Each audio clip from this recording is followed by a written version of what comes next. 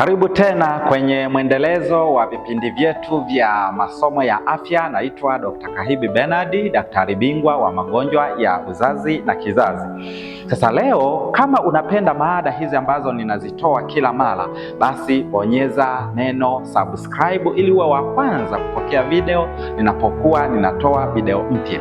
Leo tutaangalia mada inayosema kwa nini kuna ongezeko la kujifungua kwa njia ya upasuaji kwa wanawake.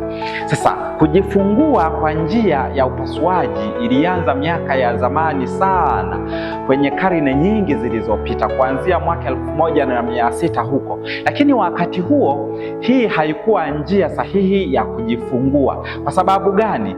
Operation hii ilikuwa inafanyika tu pale mwanamke anaposhindwa kujifungua na anapokaribia kufa kwa sababu ameshindwa kujifungua, basi mwanamke huyu alikuwa anapasuliwa bila ganzi na kutoa kile kichanga kwa ajili ya kuokoa maisha yake. Hivyo wanawake kwa wakati huo walijifungua kwa njia ya tabu sana. Lakini baadaye sayansi ikaendelea, dawa za usingizi zikaja na mwanamke akawa anafanyiwa operation pasipo kusikia maumivu ya aina yoyote. Lakini je, kwa nini kuna ongezeko kubwa la kujifungua kwa njia ya upasuaji? Endelea kunifuatilia katika maada itakayokuja, itakayoeleza kwa undani kwa nini wanawake wengi wamekuwa wakijifungua kwa njia ya upasuaji. Kama masomo haya yanakufanya uwe na uelewa kuhusu afya yako, basi gonga kitufe cha subscribe, lakini pia usisahau kulike, kucomment,